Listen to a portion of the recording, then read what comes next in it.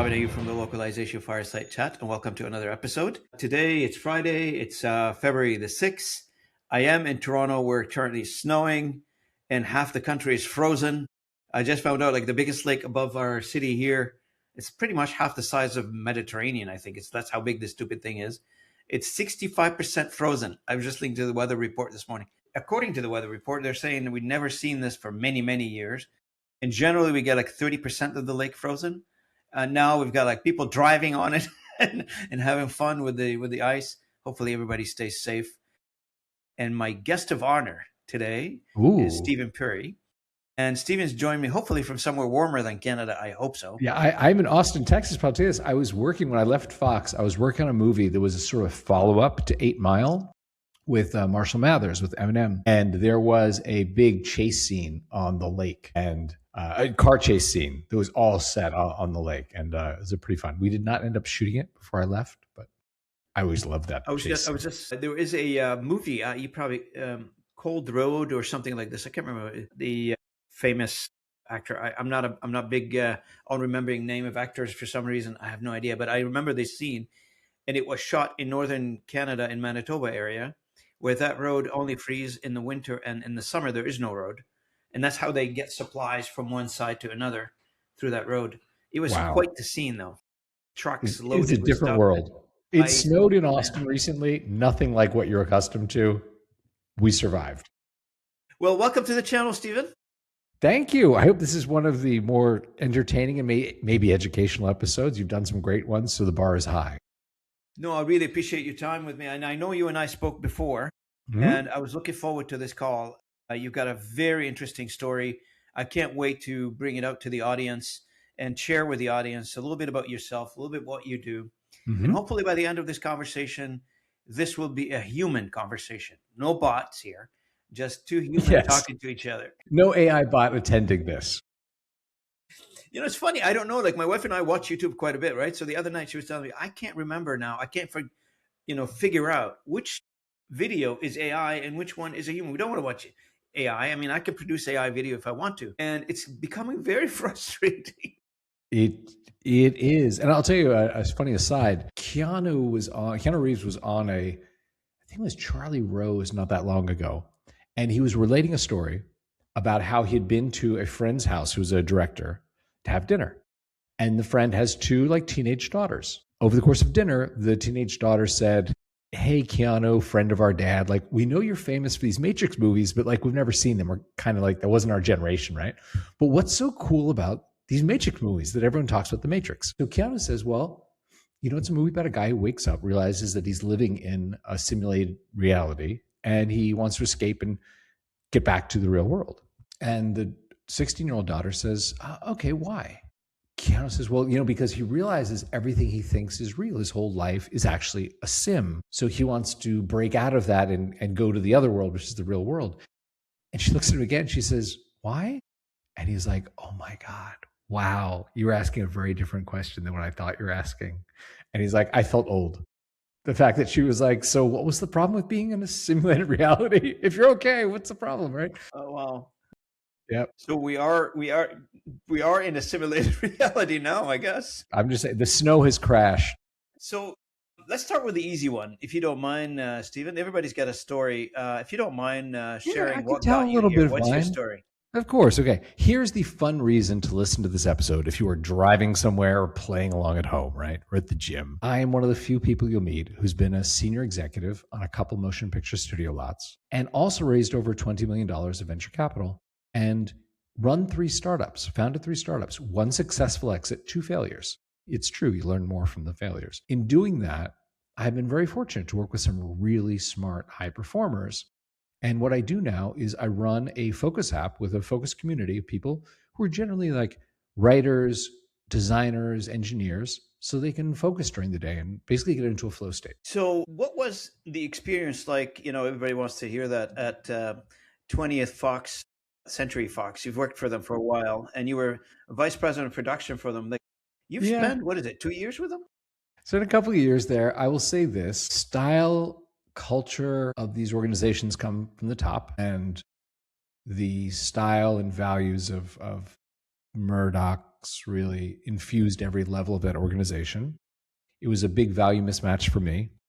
I had been at DreamWorks for 4 years, working with Alex Kurtz and Bob Orsi, who are writers, Transformers 1 and 2, Star Trek 11, Eagle Eye, Fringe, Mission Impossible 3, bunch of like big, fun summer movies. And when Fox approached me about leaving, they said, "Oh yeah, we'll double your salary, but we'll also give you the Die Hard franchise to run. You probably grew up watching Die Hard movies." I was like, I did grow up watching the Die Hard movies. Like, do you want to be the executive making the next Die Hard? And we're at Wolverine. We'll give you the Wolverine franchise to run if you come here. And that was pretty attractive to me, even though many friends whose counsel I respected said, "Hey man, this is like, DreamWorks is a great match for you." Steven and Stacy, who they're running at the time, they absolutely want everyone to go home every night and try and make their projects 1% better. And it's an inspiring culture to work that way. And not every movie turns out great. I mean, it's hard to make a great movie. So even though you may try, lightning has to strike many times for something to be great. It's great script, great casting, great director, right time of year to release it, all that. But I went to Fox. I was like, wow, that would be incredibly cool to go be the vice president running, these franchises. And the reality was, yeah, it was a huge value mismatch. So as polite as I can say it, I did not enjoy my time at Fox. It was definitely impetus to get out and start a company on my own because I fundamentally did not get along with my boss, who's the chairman of the studio, and he hated me. So it was mutual. It was a love relationship, right? It's funny how these things happen sometime there, Steven. I'm just saying. So, yeah, that was So now you operate, or you started a company, I think it's called Sukha? Yeah, it's called Sukha. Right? Sukha means happiness in Sanskrit. And I can explain that name to you later, but it's really about, I looked at the high performers, like $1 million screenwriters that I've worked with, top directors, top engineers, designers. And it was interesting to see which ones burned out, which ones were operating at that level. And, in their 30s, they were like, I want to go pick apples in Oregon. Like, I just get me out of here. I want to be a real estate agent in Toronto or something. It's just, And which ones were consistently able to stay at the top. And the way in which they managed their brain energy was very interesting. And that's what Sukha's about. Sukha's about saying, hey, if you have X number of things to do in a day, how can you do them faster than you think possible? And at the end, leave yourself feeling better. And that allows it to be repeatable when you look forward to it. So that's really what I'm passionate about. It's a website, it's a community, and it's really fun. So is this how the idea got started, Steven? Is it from your previous experiences, from your previous career? It actually got started in a really funny way. A buddy of mine, a good friend in San Francisco, was an engineer at Groupon and then later at Descript. And he had asked me to help him to co-found a company with him around task management, around to-do lists. And that really doesn't interest me that much. So I love him. And I said, I will help you for a while just because I love you, but that doesn't really light me up. Now, the funny thing is, in the course of doing that, I had a very interesting experience that I had no grounding, no reference point for, which is, as I mentioned, I'm here in Austin, right? I was flying to SF to go meet with the team the next day. And I thought there's an idea I had for a feature and I was going to mock it up, like go into Figma with my little cruddy design skills and kind of mock it up. So I go, what about something like this? So get on the flight. Alaska runs that nonstop route, right? And the captain's like, hey kids, sorry, Wi-Fi's out, see you at SFO. So, okay. So we take off. I start working. About 15 minutes later, we start descending. And I think, okay, we must be in Dallas. We're not that far from Austin. There's a hydraulic problem. There's something wrong with the plane. They're going to tell us when we're on the ground so they don't scare us. Like, oh, we have to switch planes or something. And I look down and over 2 hours and 40 minutes had gone by. I had no conception of that. But my designs were done and I liked them. I couldn't tell you if the drink cart came by. I couldn't tell you the name of the fat guy in the seat next to me. Like, I was lost. You're in the zone, Steven. Exactly. I was in the zone, right? So the fun part of that about, I guess, maybe you've done this, is my expectation was I will get to the Uber, run through the hotel lobby, grab some sort of sandwich, go up to the room, and then stay up finishing these designs for tomorrow. My reality was I got in the Uber. I called a buddy of mine in SF. I was like, I have a free night in SF. You want to have dinner? And it felt really nice for the first time in a long time to be ahead of my day instead of chasing my day. Yeah. Later, I learned that was a flow state. And there are really smart people who've written about it, both what it is, how you get into it, how you accomplish more of your best work faster. And like you said, different people call it different things. Michael Jordan has that great quote about, when I'm in the zone, it's just me and the ball. Picasso has his name for it. Einstein has his name for it. And we can go into flow states and talk about that if you'd like, but it's something that lights me up. I think it's amazing. I wish someone had told me about this in college. Can this be induced, this flow state? Because a lot of people listening to this, they say, hang on a second now. I want some of that. Come on, share it with me.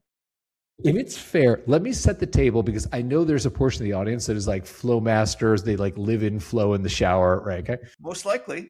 And there's another cohort that's like, I've heard about them. It's in the zeitgeist. Can someone define it? Okay. So let me just set the table for 30 seconds, which is, there was a Hungarian-American psychologist, this guy, Mihai Csikszentmihalyi, and he had a thesis. He said, if you talk to high performers in different disciplines, when they talk about the concentrated states they go into, when they do the thing that makes them famous, the thing we know them for, they describe it in very similar terms, even though some of them are athletes, some are inventors, some are artists.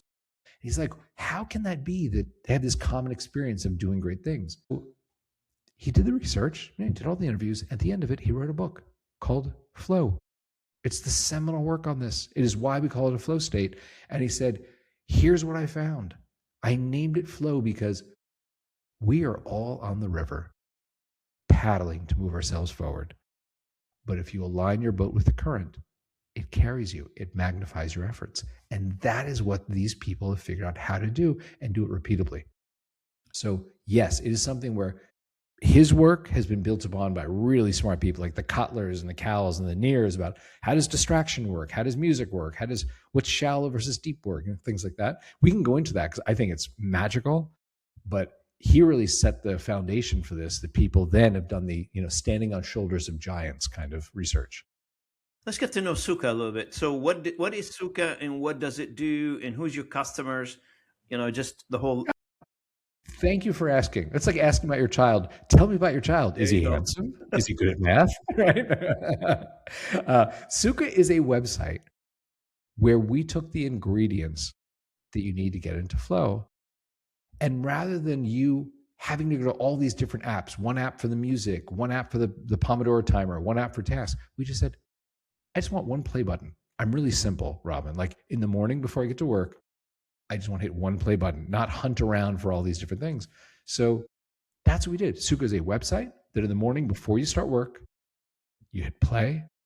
It gives you flow music, scientifically designed. There's a lot of research. The sweet spot for most people is 60 to 90 beats per minute, certain key signatures, non-vocals. You're not singing along with Blackpink or Britney Spears in your case. I know, it's okay. Don't be ashamed. It's fine. So it's only a shower song, Steven. Come on. It's, what? No judgments here. This is judgment-free zone, Robin. It's Friday morning. We're in a good mood. Absolutely.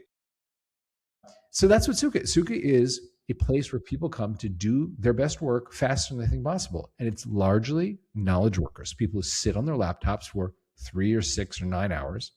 And they're like, I would like to do that in half the time. So it's engineers, it's designers, graphic designers, UI/UX designers, it's bloggers, it's novelists, people like that. That's most of our community. What's Sukha's business model, Steven?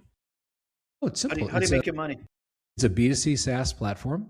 You can sign up, monthly, or you can buy lifetime. Yeah. And, for the audience, one reminder, Sukha is happiness in Sanskrit, according to Steven. I learned this today. I learned it before, but I've forgotten. But, the more I heard somebody told me you have to repeat the same thing 6 times in order for it to sink in. So so I will give you one more time. I didn't name it. My wife actually looked at me and named it. Really? When Laura and I met in yoga in New York, right? So we have a daily yoga practice. When we got married 3-ish years ago, we were going to Bali for a honeymoon, which is a great place to go do a bunch of yoga on the beach and hang out like, newlyweds, right? So we're flying there. And I said to her, this flow state website that I built, we need like a real title. We have a working title. We need to give it a real name. And every name I come up with is awful and descriptive. I said, what about like Amazon? Amazon wasn't named like online bookstore, like Nike's not called like shoe company, So she said, you know what? Maybe the next 2 weeks, your unconscious mind bubbles something up because no one's going to bug you. They know you're on your honeymoon, right? So we get to the hotel, and I said to her, hey, you know what? I think you're right. That's a really cool way of thinking about this. Something that might seed my imagination is, do you mind if today, the first day of our 14 days, whatever, I speak to a couple of members and just go, what's your favorite thing about this? And that'll grow something. She's like, I'm going to the pool, but I'll see you later. Right. So I drop in the group chat, who is like 10 minutes to talk. 3 people said yes. And I simply asked that, Robin, thank you so much for being a member of our early site. What do you love? Do you love the flow music? Do you love the timers, the smart assistant that keeps you off your phone while you're working? What do you love? Third guy I was talking to, I was going to the wrap up. Like, it's been 8 minutes. I really want to respect your time. Thank you. I'm going to let you go today.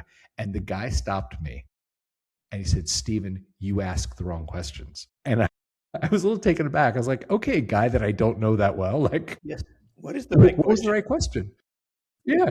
He said, you should have asked me why I pay you. And I was like, we don't charge that much. It's like 50 cents a day or something. And I was like, okay, great. Why do you pay me? And he said, the past year, I noticed I have 2 kinds of days. At 3:00, I'm playing with my kids. They're currently 2 and 4. Or at 6:00, I'm down on myself, like, God, I was busy all day, but I didn't get anything done. And tomorrow morning, I'll have to start earlier and try and clean. The difference was, did I hit play in your website that morning before I started work? So I pay you because my kids are not going to be 2 and 4 forever. And I was like, you won that round. That was a way better question and answer than what I was asking. Thank you. So I tell this to Laura at dinner. She's like, that guy's more articulate about your company than you are, man. Like, he's really smart, right? I'm hoping you hired him. I know. He had a great, that's so clear. So we're going to bed, like cute little honeymooners in our spa robes, brushing our little teeth, And she looks at me with a mouthful of toothpaste.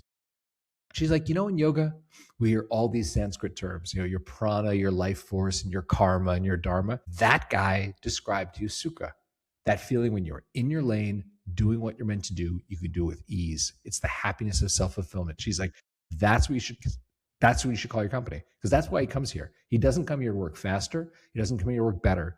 He comes here to be in control of his life and be happy. And that's why we call it the Sukha Company. So, Stephen, before that, did you have a pseudo name or a temporary name before We that? had a bunch of things we called it. There was a flow state name. There was a centered name. There was like flow app, distraction blocker. There's a whole bunch of like working titles that I knew none of them were good.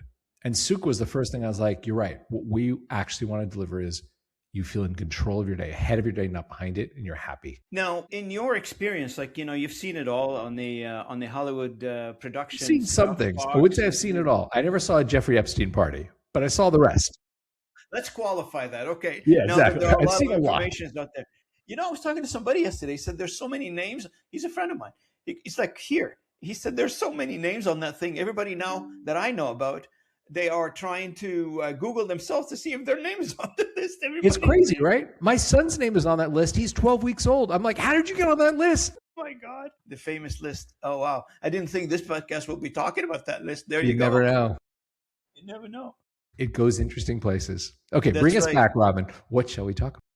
No, just the idea is that, from Fox and DreamWorks, etc., there were like real mechanisms that kept massive teams aligned and productive, in your opinion, or that's part of the reason why you're not there anymore? Well, as I alluded to, I think DreamWorks did a very good job of declaring a mission and a set of values that brought the right people there. And if you are a leader of people, let me say the obvious out loud, which is managers are the people who are like, hey, Robin, make sure your TPS reports are in at 10 a.m., whatever. Like, that's management, right? Leadership is declaring a mission. Hey, we are here to cure cancer. We are here to develop electric cars. We're here to go to the moon. We're here to do whatever, right? Make great romantic comedies. And as a leader, you declare a set of values. This is how we're going to treat each other. This is how we'll treat our competitors. This is how we'll treat our customers. And if you do that, you attract the right people to your team. And I think that's often when I talk to team leaders, because people come to me because of Sukha, and they're like, hey, I want this. When they talk about the problems, they're often hiring problems. Now, in large companies, you probably seen that as an entrepreneur too. Like in large companies, like I've experienced it. I'm not sure if you knew that, but after we talked, I left the big corporation. Now I'm independent. I run my own company and 49 networks. Silly things. Like when you work for large corporations, there's many people around you, teams, support, production, etc. Now I'm finding out I have to do everything myself. Just to issue an invoice the other day, I'm thinking like, I have to actually learn how to issue an invoice, calculate taxes, and put it in a unique form, and send that out. And Wow. that's the big when you yeah, I know I've learned it. It's not a big deal, but it's like for me, I'm thinking like I have to learn this. I should have learned that a long time ago. So in your case, that support layer that you had in large corporations, how did you substitute with that as an independent entrepreneur? I am a firm believer. Okay, I'm going to give you a strange answer, but it's going to come back to your question, okay? Okay, no worries. A friend of mine is the author of The Charisma Myth, which is one of the Amazon bestsellers for 10, 20 years, whatever, right? And it was interesting what she wrote in there. She said, we associate certain people with charisma. Oh, Brad Pitt, oh, Marilyn Monroe, or, Bill Clinton, or, Steve Jobs, whatever, right? And she said, there's this belief that it's an innate thing. She said, actually, it is a series of learned behaviors and mannerisms. And sometimes as a child, you're around a figure, often a parent, that has those. So you absorb it. And then people are like, oh my God, your child is so charming and so much charisma, because they were just a sponge around a role model, right? I think that is true in many ways. And as it relates to your question, yes, when you can observe great leadership, if you aspire to be a leader, you need to observe firsthand a great leader and pick up from them how they do it. It's like if you want to be a great basketball player, don't become the high school coach and watch a whole bunch of high school players play. Try and be around Michael Jordan, even if you're mopping the floors, but you witness how greatness is built. What does that practice look like? How do that is absolutely a lesson I will give to my son and my eventual daughter. Of just like, you need to find the role models and pattern match what they do. Not all of it. Some of it, maybe it's tailored to you. But there's a reason why we talk to Larry Bird, Magic, Michael Jordan, guys of that era. They had a very clear idea of this is how you create greatness in our sport. And whether you're an inventor, an engineer, a designer, an author, like there are ways to do that. Author is hard. Author essays is hard because it's a very lonely occupation. It's hard to witness.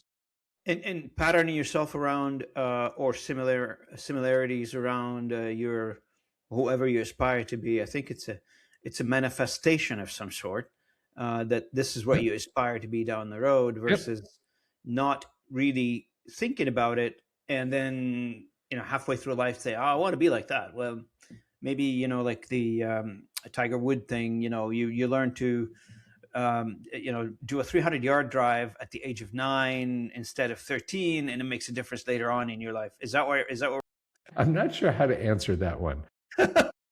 I think there is absolutely something to be said about innate skills. Like at 9, no matter how I was nurtured, I would not be having a 300-yard drive. Okay, let's just put that out there, right? I know that. Okay, well, 200. 200, right. But there were other things that I probably did. Like I was accepted to USC when I was 14. Probably something Tiger didn't do, Playing to whatever natural abilities you have and developing them, I think is... No, if somebody wants to become a golf player, I was thinking in my... Yeah, be around the greats. Yeah. It's just surround yourself with people you want to be like them versus this, when you were kids, probably, and in my case too, my parents always told me, choose your friends carefully.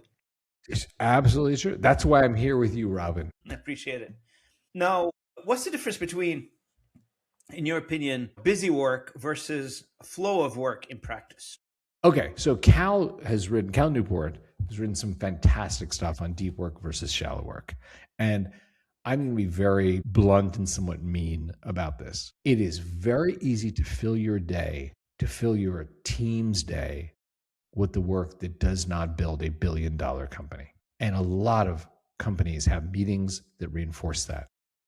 If I have to sit, which I will never do in my life again, but I have to sit in one more stand-up with 30 people who are like, well, Robin, what I did yesterday was X. What I did going to do today is Y. But I'm not blocked. It's just like I'm going to shoot myself to the face because let's be honest, it is the deep work that actually turns into a meeting where you walk in and say, yesterday, I took 2 hours. I stared out the window and I thought about what our competitor is doing. And I think we should build this. And everyone in the meeting, their heads turn to you and they're like, we should leave this meeting now and go build that. That changes the trajectory of our company. And that comes from deep work.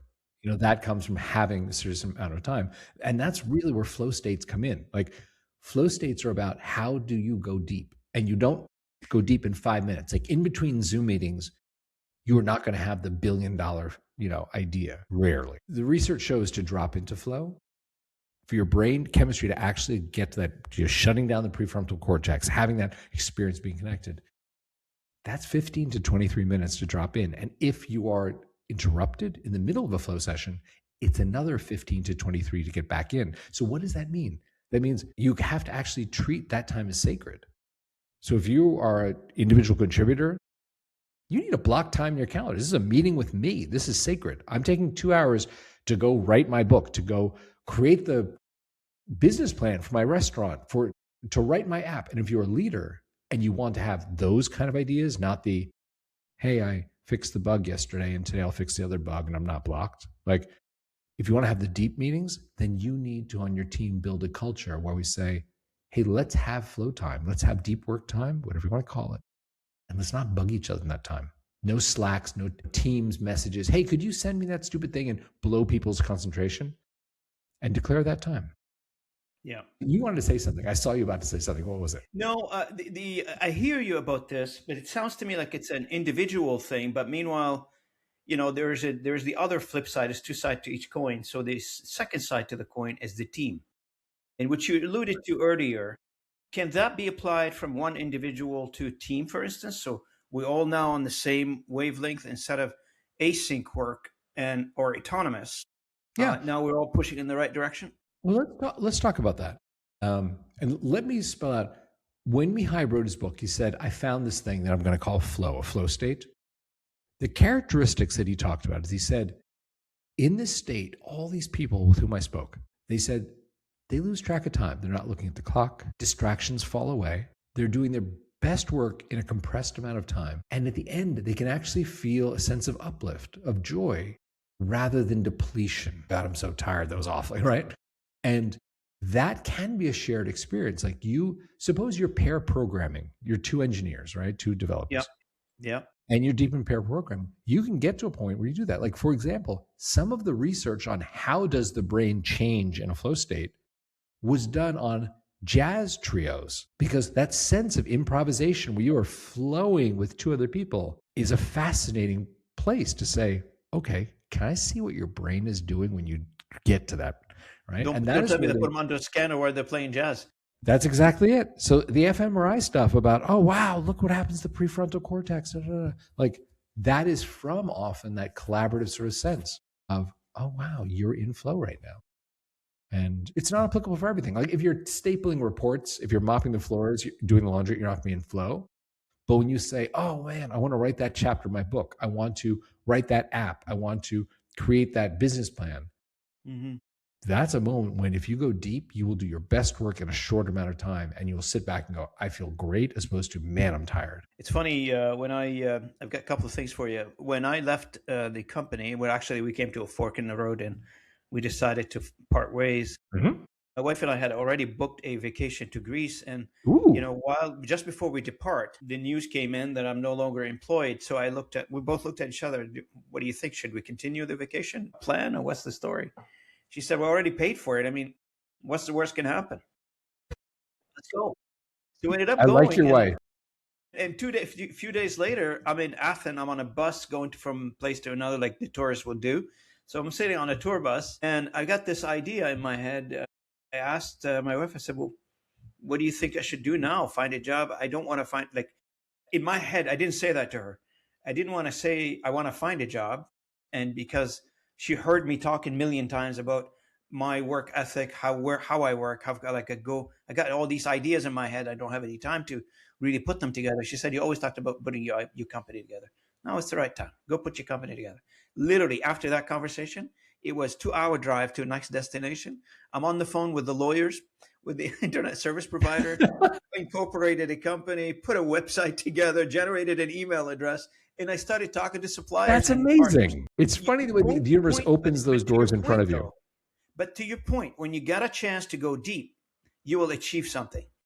The problem with all of us is we are 1 inch deep and 20 miles wide, and nobody really has the option. I mean, we all want to go deep in certain topics or certain things, but nobody really had the time because their distraction is everywhere. Everywhere you look. I disagree. We all have the time. Finite it's a finite resource, but it is something we have the equal time. It is we don't prioritize the same way. And Expand. I will tell you this. Sukha, the community that I run, the Flow State website, is not for everyone. We are not for people who are going to spend their lives in social media. We're not for people who are never actually going to do the thing they talk about. I'll give you an example. There is a guy there. We have a group chat there where you can talk about things you're working on. People can ask you about it. And it's a fun community, right? There's a guy, Roy King, who posted in the spring. He'd finished something, which whenever you finish a task once a day, you can post it to the group chat. And his thing was, finished my dissertation. And people were like, hey, man, that seems like a pretty big one to just sort of like drop casually in the group chat. He goes, yeah, I am a high school assistant vice principal somewhere in Missouri. I've been working on my PhD in engineering. I have my day job. I have my kids and my wife. And I have about 60 to 90 minutes a day during the week that I can move this ball forward on my PhD. He's like, I use Sukha, so that is supercharged. I get 2 or 3 hours worth of work in that 60 minutes. And he said, I just turned this in. So he was someone who said, yeah, you know what? I could say, oh, I'm so busy. I got kids. I have a wife. I have a day job. Yeah. But he was like, no, I'm going to do this. And he did it. And I have so much respect. When my children are old enough to ask, what did you do, Dad? I will not bring up any work I did on Independence Day, Transformers, Star Trek, Die Hard. None of those made the world better. I will bring up Sukha because Sukha is actually like people have published their books, gotten their PhDs, like done the thing. And it's not for everybody, but it is about priority, not about not having the time. And people who wants to commit to something, right? So you can't, I agree, 100% agree with you. I mean, we all come from different backgrounds. We all have different interests in life. If your interest is to accomplish something, I'm guessing Sukha is for you to help you manage how you get there. That is right. And I'll tell you this, I have a very strong thesis. Mihai had his thesis about flow and high performance. I also have a thesis, which is I think that everyone has something great inside them. And the question of this lifetime is, are you going to get it out or not? Well, yeah. And that thing may be the next great American novel. It may be a restaurant. It may be a child. It may be an app. It could be a movie, whatever it is. And the horrible thing is this. If you look at the stock market, at least in the United States, your stock market might be a little nicer. But if you look at the largest market cap companies, most of them, their business model is simply steal your life, period, full stop. And 10 years ago, they were embarrassed about it. When Mark Zuckerberg would be called to Congress to testify about Cambridge Analytica or he would be this aw shucks character in his little congressional testimony. He's like, oh, Senator, Facebook is just for grandmothers to see grandkids' videos, That day is over.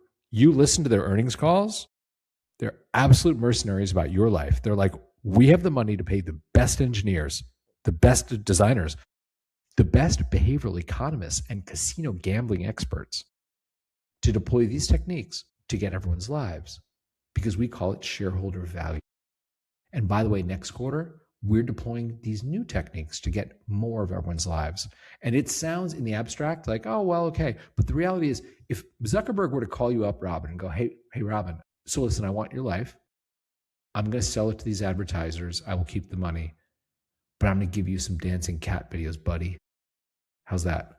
How does that sound? That sounds like something that the one of Seinfeld episode where Kramer burned himself on the coffee, and after suing the company that made the coffee, he got coffee for life, latte for life. There you go. And that's the thing is, these companies, Elon's Twitter, knockoff, whatever, the Instagram, they are very happy for you at 80 years old to be sitting on the sofa, scrolling and double tapping and talking about how you could have written that book. Yeah. Now, did you see my episode with Win Schwartz? Do you know who that is? I have not seen. No, I've not watched that. We talked a lot about cognitive cybersecurity. Mm-hmm. And this is where you're going with this, because once the social, whatever, the Zuckerberg of the world takes control of people's lives, which they did, now that's the people worry about cybersecurity for systems. The interview that I did, it was sort of eye-opening, the cognitive side of it, infiltrating people's brain, infiltrating people's minds, infiltrating how they think, distracting them from what their main purpose in life, as you were mentioning earlier. If you have a purpose and you got to come out and you're distracted by meaningless stuff. That's deviating you from your ultimate purpose, obviously. Mm-hmm. Now, for our discussion, many guys come in, or many guests come in on the podcast, and they talk about leadership issues. But one of the biggest leadership gaps in specifically introduced post COVID is remote working. So, there are, before COVID, I remember my conversation with one of my bosses back in the days. I was asking if I can work from home. He said, "No way." I said, "Why?" He said, "Well, I don't know if you're working. I mean, you could be golfing." And then COVID came, then everybody went home and nothing's changed. Everybody seems to be productive. Financials are doing well. So how, and I know Sukha helps in that remote working distributed Let's environment. go actually before Sukha, if I may interrupt you, which is, Go ahead. here's the funny thing. Yes, you're right. During the pandemic, there was a shock to the system. Oh my God, we can't all sit under the same fluorescent bulbs 10 hours a day. We would kill each other. We have to go home, right?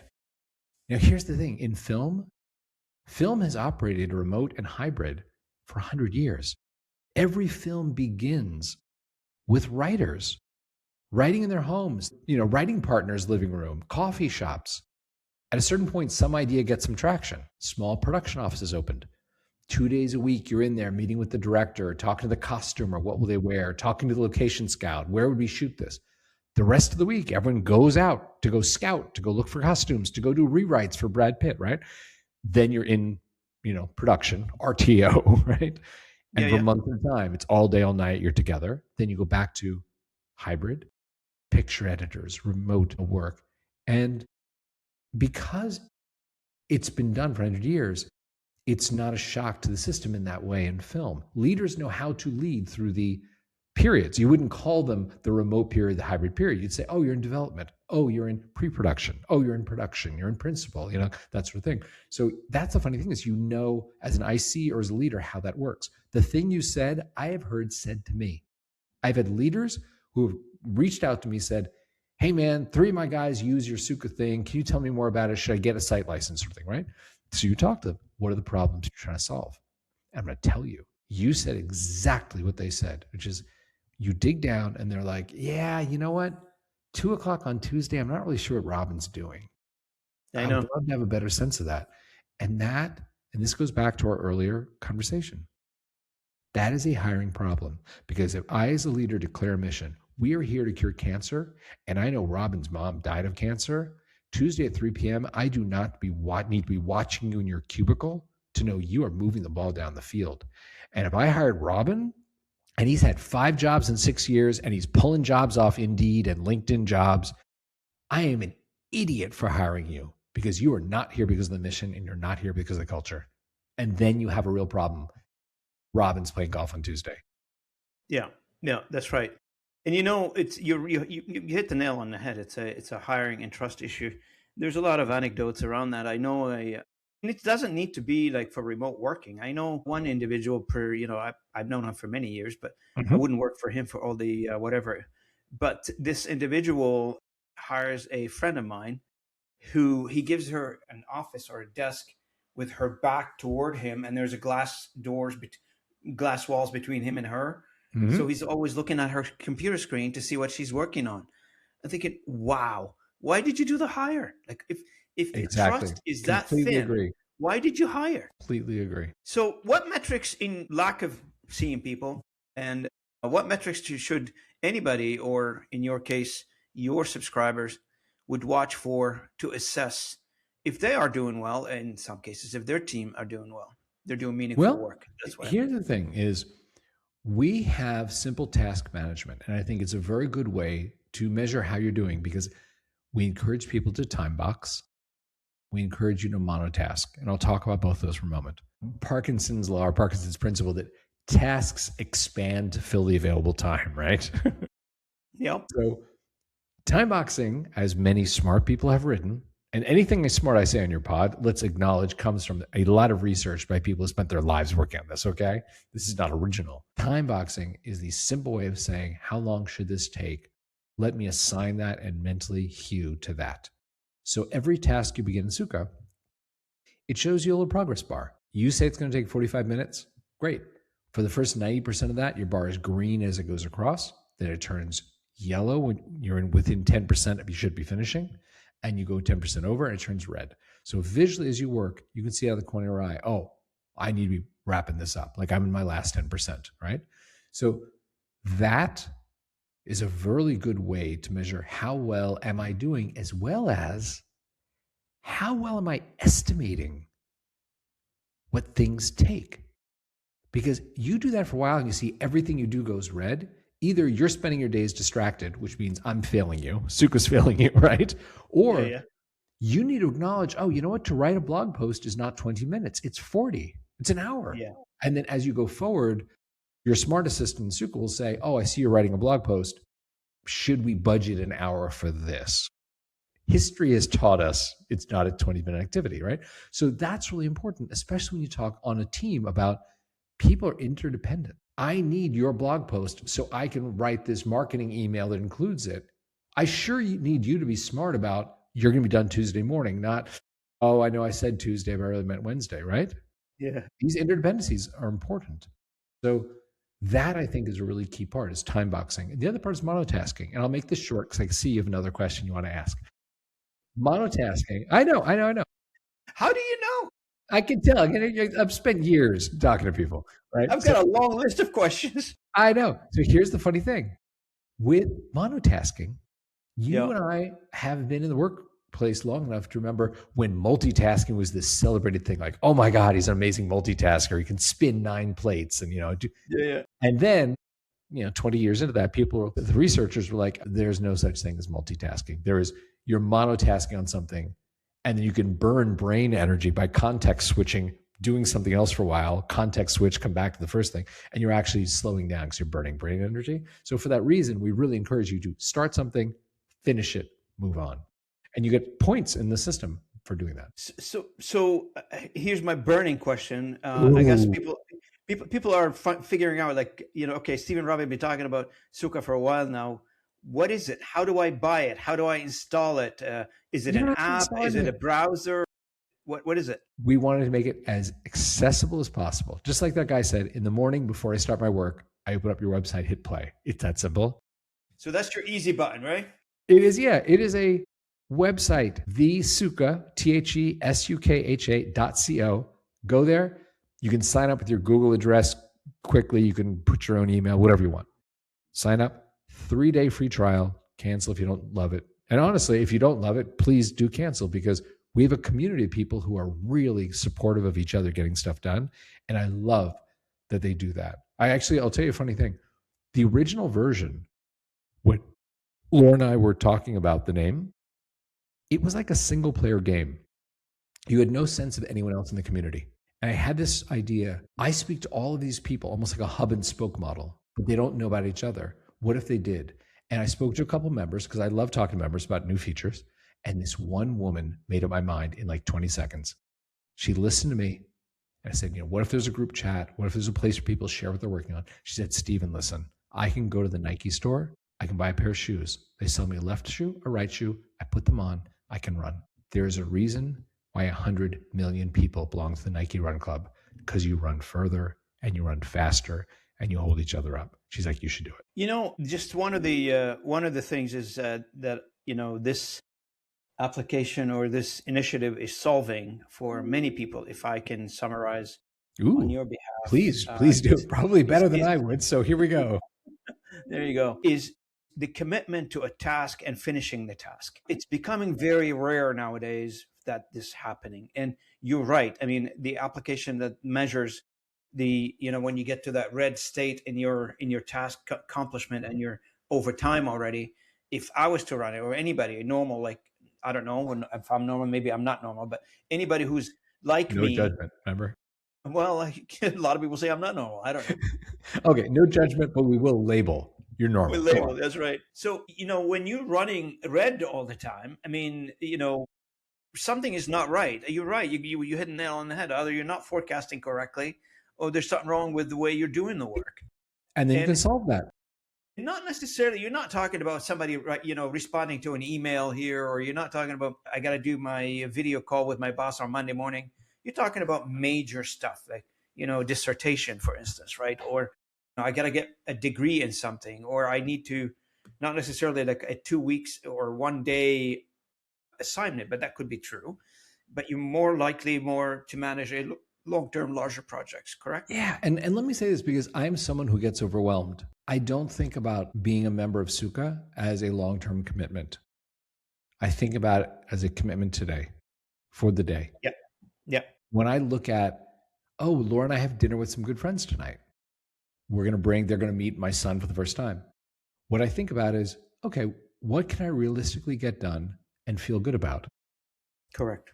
And I don't want to have that conversation with Laura. I don't know. Maybe you've had this. I used to have this more. Oh, you know what? It's 6:00. I know we have dinner.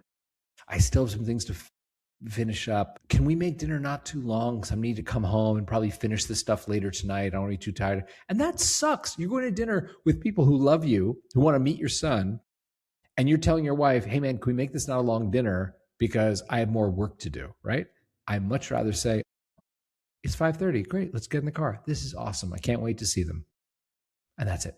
And that's the night I want to have, not the I didn't get it done. I need to get back at it after dinner. You know, spending time, people say this is a cliche all the time, spending time on what matters, right? So there's a toll highway next to my house here that takes you across the frozen ice road, you mean? I'm sorry? The frozen ice road? Yeah, the frozen ice road. That's the one. It's the 407. And, you know, when you start driving on it, there's a big sign on the front of it that says, you know, saving your time on what matters, you know, get you home quickly, spend more time with your family, that kind of thing, instead of you sitting in the traffic for 3 hours to get home. So it's the same idea. That's what I'm getting from you is if you get things done quickly, you've got more time to spend with the loved ones.